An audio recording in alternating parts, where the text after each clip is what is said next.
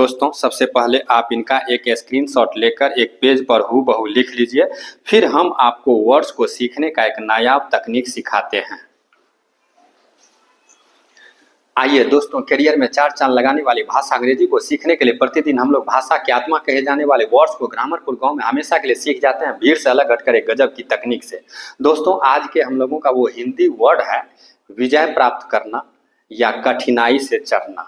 विजय प्राप्त करना या जीत हासिल करना या कठिनाई से चढ़ना के लिए हम लोग इंग्लिश में वर्ड्स यूज कर सकते हैं। Clamber, climb, mount, ascend. Clamber, climb, mount, ascend.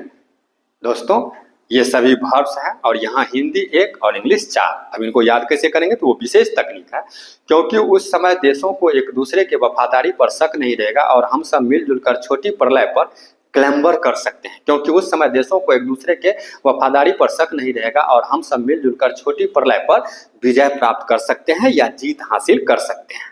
दोस्तों जैसे हम एक बार इंग्लिश वर्ड बोले फिर उसका हिंदी अर्थ बोले, ठीक उसी प्रकार से आपको भी एक बार इंग्लिश और एक बार हिंदी में बारी बारी से बोल कर हर बार पूरे सेंटेंस को कम से कम 20 बार लिखना है। और जब ये क्लेम्बर वर्ड याद हो जाए तो शेष 3 वर्ड्स के साथ इसी क्रिया को दोहराना है। कैसे? तो आइए हम आपको प्रैक्टिकल करके दिखाते हैं।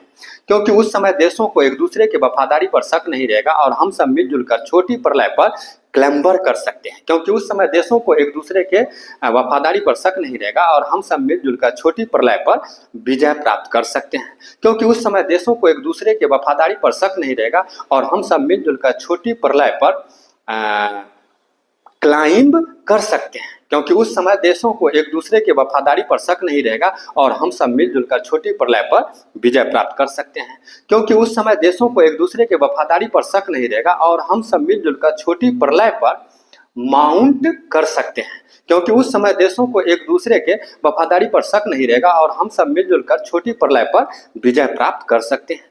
क्योंकि उस समय देशों को एक दूसरे के वफादारी पर शक नहीं रहेगा और हम सब मिलजुल कर छोटी प्रलय पर एसेंड कर सकते हैं। क्योंकि उस समय देशों को एक दूसरे के वफादारी पर शक नहीं रहेगा और हम सब मिलजुल कर छोटी प्रलय पर विजय प्राप्त कर सकते हैं।